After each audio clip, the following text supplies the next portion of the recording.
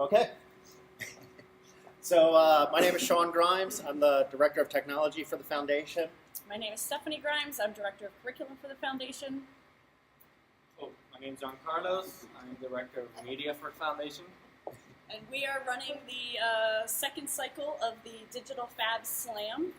So the first one we called the STEM Core Challenge, and we've gone back to something a little more brief and fun and fresh. Yeah. So if you're here, it's probably because you've gotten contacted by one of the three of us. I wanted to give a quick mention to our first official sponsor of the Fab Slam, PrinterBot. They make a model of 3D printers, and we're going to touch on that in a second. Well, not in a second. So real quick, I just wanted to give you an introduction to what digital fabrication and 3D printing is. It's basically one direction the future of manufacturing could go in. So what that means for your future is it's possible jobs, it's you could be designing objects, you could be building printers, you could be repairing printers. It also means that now you can design and make your own stuff. If you have an idea, you can build it.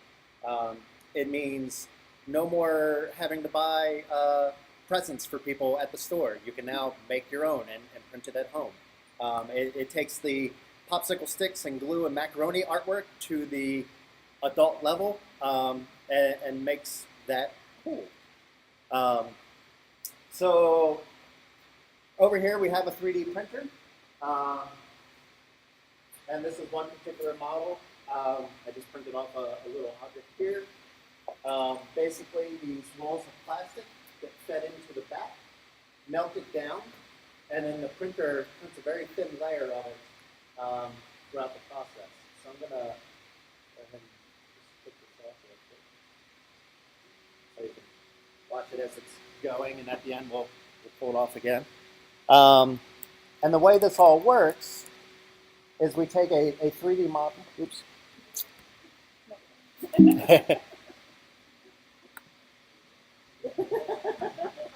There we go. Okay. So this is a 3D model of the shark that I just printed. And so we design it. And then we load it into a tool that basically slices it into thin layers and tells the printer how to put it on the platform. We can scale this to very large sizes. If we printed it and we realize that it's, I don't want to print it 50 times, but if we decide we need a huge fishing element, you can print it as big as you need. You can rotate it and all that typical stuff that you would do with your photos, but now you're adding an extra layer, a thickness to them. So where's 3D printing used? There's a movement now in the fashion industry. Shoes, accessories, even clothing is now being printed in 3D. One of the first designed 3D dresses was just made. Steph probably knows the model. Oh, Anyway. Yeah. It was custom made. It's escaping me. Yeah, it was custom made for her measurements.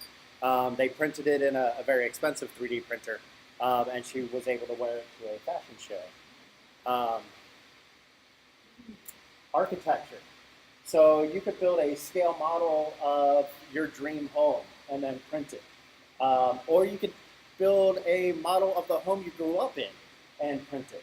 One of the nice things that I've heard about is there's a person who, you tell him the neighborhood you grew up in, he'll go research the blueprints, build you a scale model that you can then 3D print for something like your train garden or a model club, something like that. And this isn't just for professional architects. This is for budding architects who design their own skyscraper. This guy's in the room.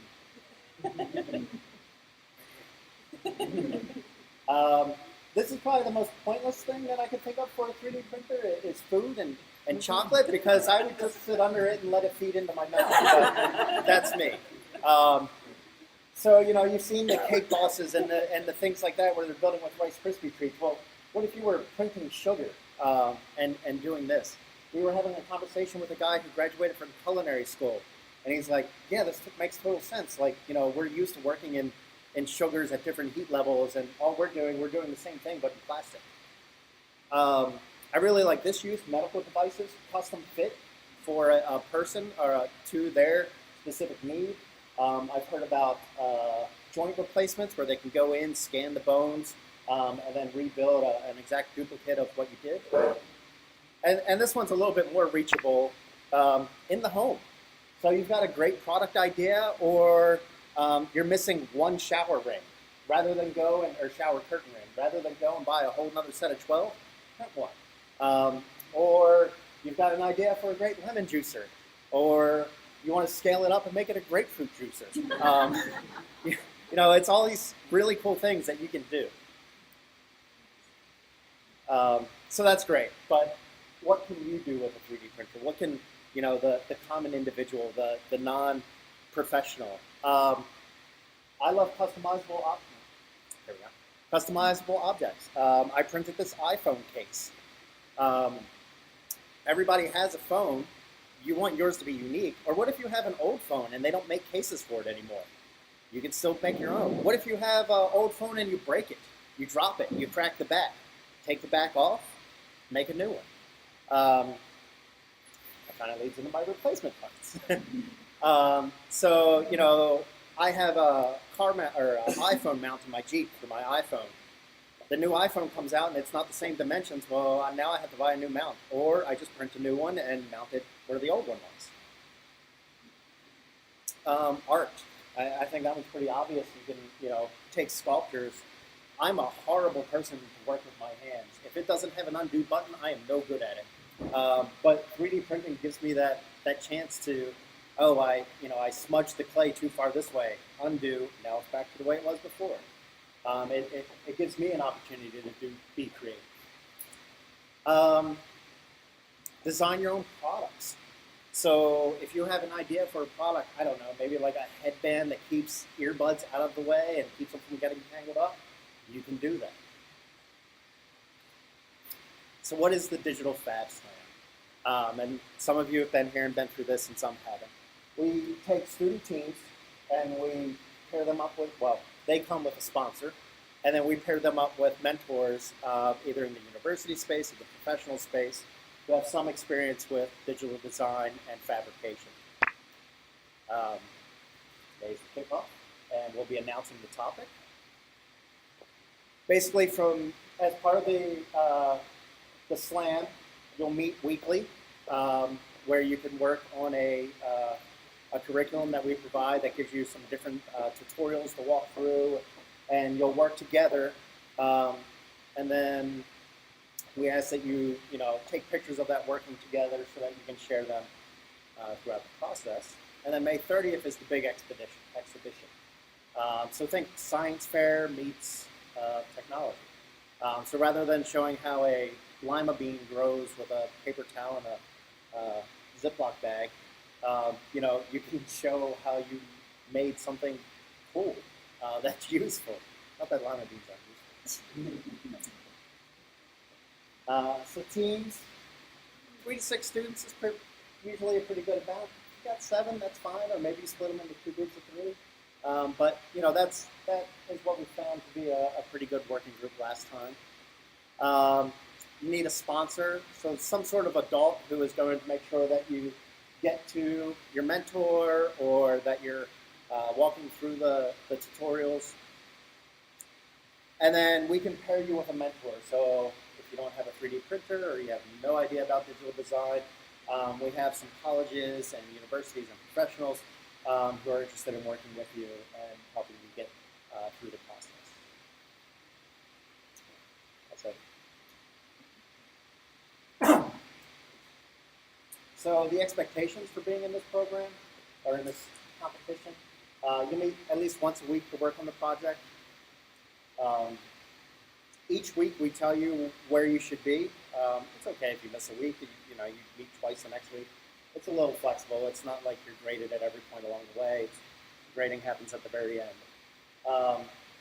And then we ask you to take pictures, take videos, write little posts via our blog so that we could share it with the community at large and show all the awesome things that we're doing. So May 30th, the big day. Said it's a science fair. It's here. You all found the place this time. You can do it again. We've got pizza, prizes, and good time. So I just want to jump into what you need: a computer, a web browser, and that's it. You don't need a 3D printer. We can find you one, or you can come here and use this one. We can arrange times that you can be here to use it. Most of our digital design is done in a web application called 3D Tin. It runs in Google Chrome or Firefox, so as long as you have those, you're fine. So the first Fab Challenge was a lot of fun. I was super impressed with what was presented there, and it really motivated me to get into digital design more. In fact, I left there and decided I was going to build my own 3D printer. And some of the products that came out were just amazing. I had no idea. Hi, ladies. Hello. I have the giggles. We'll just cut this out. Okay. Hi, ladies. Hi. How's it going? Good. So, tell us what we're looking at. So this is our final product, prototype for design, and And it's basically a headband that we designed with kind of a more springy theme to it that conceals an iPod shuffle in the flower part of it, and the headphones that you would normally use wrap around it to keep it concealed, and they go into the ears and they look like headphones. And it also has these interchangeable clips, so you can take the pieces off and put them back on. And then the headphones wrap around behind the flower.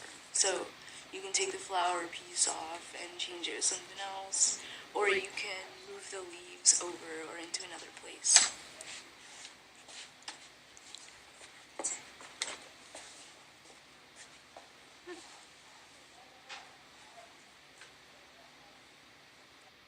It's super cool. And I mean, they had different colored flowers. They had so many interchangeable parts. It was really impressive with what they could do in that amount of time. And that's kind of the level of documentation we're looking for. Just a phone video of what did you do this week. Now that was, I think they released that the day of the challenge. You don't want to give too much away, but talk about what you're learning and what you're doing. Right. So if you were here for the first one, you're probably here to find out what this time's topic is. Our topic last time was something you wear that solves a problem. And this time, we're going in a little bit of a different direction. And a replay. So it's kind of... Thank you. So maybe it's a custom chessboard piece. Maybe it's a marble maze. A balloon-powered race car. A catapult. Or your own action figure. It's really wide open. We'll have more information about how it will be judged in the next coming weeks. On Monday, we'll release the tutorials and the curriculum to go through the process. As well as the rubric for judging. Yep. If you participated last time, you know sort of what that looks like. Not much has changed, but we'll have that sent out to you guys and to sponsors on Monday. So all the information is on this site, fabslam.org. That's also, if you want to participate, that's where you'll go to register your team. And then we'll get you set up with the blog account so that you can start the blogging process. And as I said, on Monday is when we will start the rolling out, giving the curriculum and the rubric. We'll be accepting applications until April 19th. But if you want to get started right away, Monday will be the day that you'll want to have your application in. So I may mention that we had a prize, or we have a sponsor this time, and I think it's a really cool first place prize that we'll be giving away. It will be a printer bot.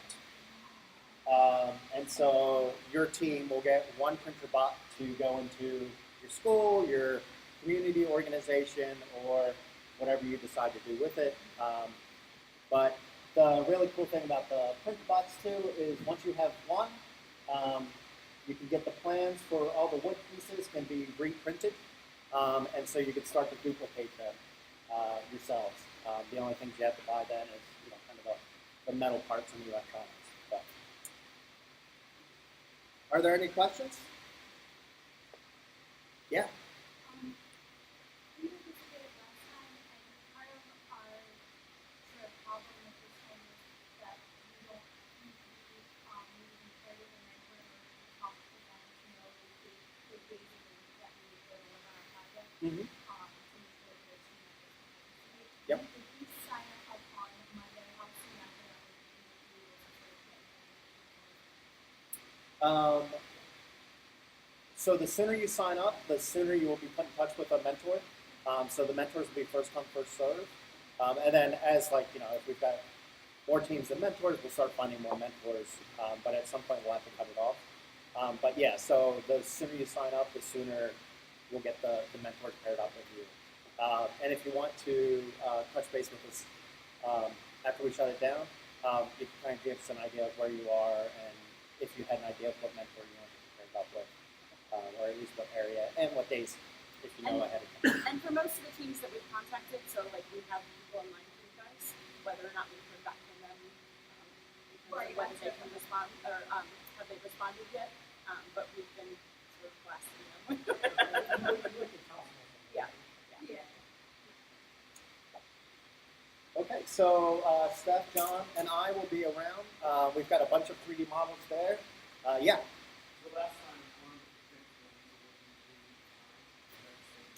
There's no constraint on what software you want to use. You can use any software you want. We will be giving you tutorials to work with 3D tin. Just for the first section of, so what happened was we were going to use this awesome program called Tinkercad. For any of you that know anything about, they just after we set out the curriculum, we set out the guidelines. They said, hey, guess what? We're shutting down. And so we are using 3D tin for tutorials for the beginning, just so that they have a little bit of comfort with how everything actually works. But once they're paired with the mentors, whatever the mentors are comfortable with. Yeah, so and the reason we're giving the curriculum and tutorials on Monday is we were going to use Tinkercad, had awesome tutorials built in. The ones for 3D tin aren't quite as nice, so we want to build custom ones that better serve the need. Yeah, so we'll be around. There are some printed samples there. Feel free to come up and check out the 3D printer over there. Yep. Yep. So one of the things that's going on tonight that I just wanted to put a plug in, and if anybody wants to come join me, I'll be going to this as well.